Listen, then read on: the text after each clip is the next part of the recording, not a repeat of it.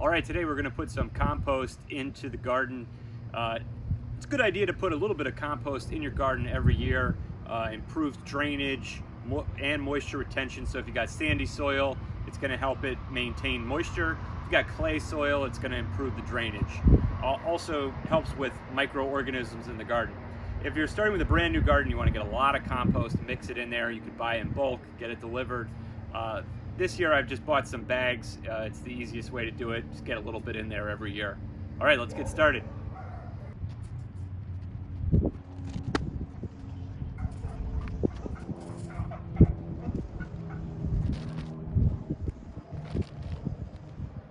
Now, some of you might say, Brian, you're a big gardener. How come you don't make your own compost?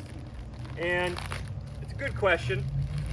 I do have a compost pile going, but it's just not really ready right now. The trouble is you got to have two compost piles, so you can have one that's you're adding to and one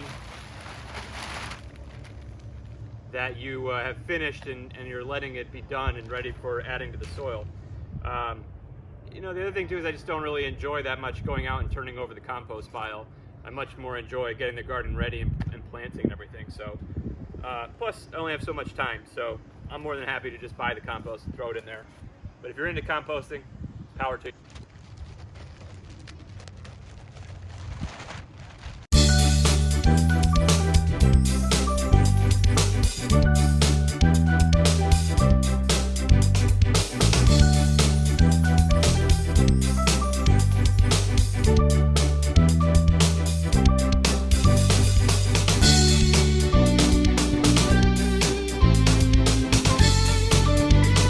Once we get this compost spread out here, evenly distributed, I'm gonna add some fertilizer, and then we're gonna till it into the soil.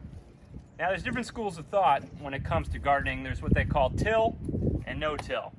Now there's some folks that are adamantly against tilling, and they've got some reasons for that. The two main reasons people are usually against tilling is, number one, kills the worms, and number two, it brings all the weed seeds up to the top, which makes more weeds.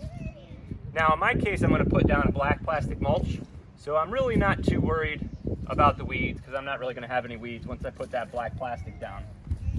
But I do feel bad about killing those worms. Worms are good for the garden.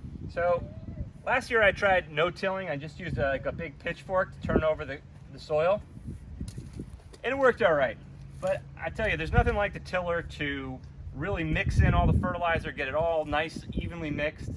Super easy and fast, and it really does make it light and fluffy. So this year I'm going to kill the worms. I'm doing it.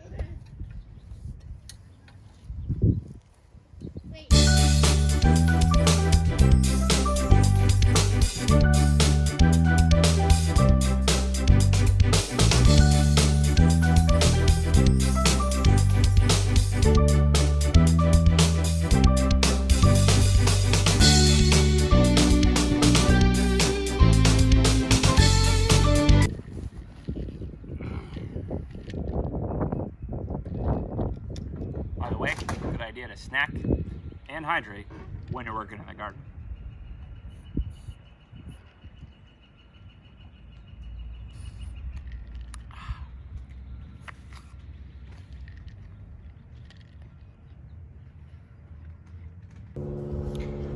All right, now for a little bit of fertilizer 101. Plants need a lot of nutrients to grow, but the three main ones that they need are nitrogen, phosphorus, and potassium, or NPK.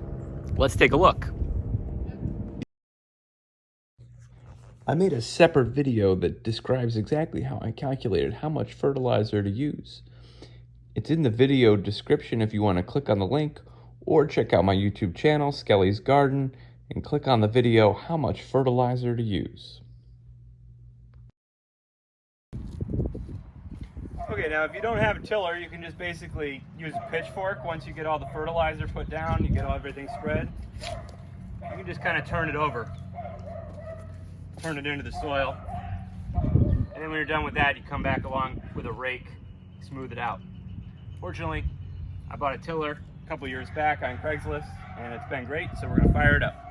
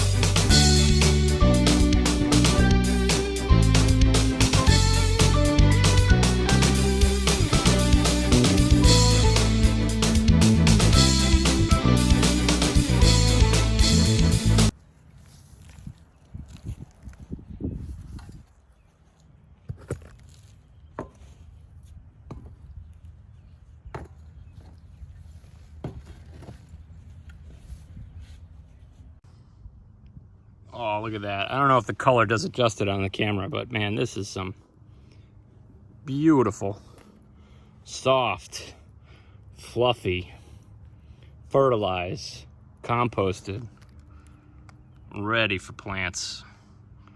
Gorgeous soil. Look at that. Oh, gorgeous. It's ready.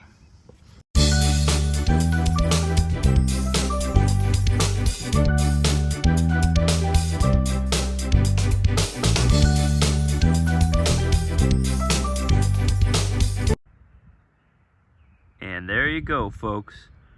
Next time my family wants a salad, we won't have to go to the grocery store.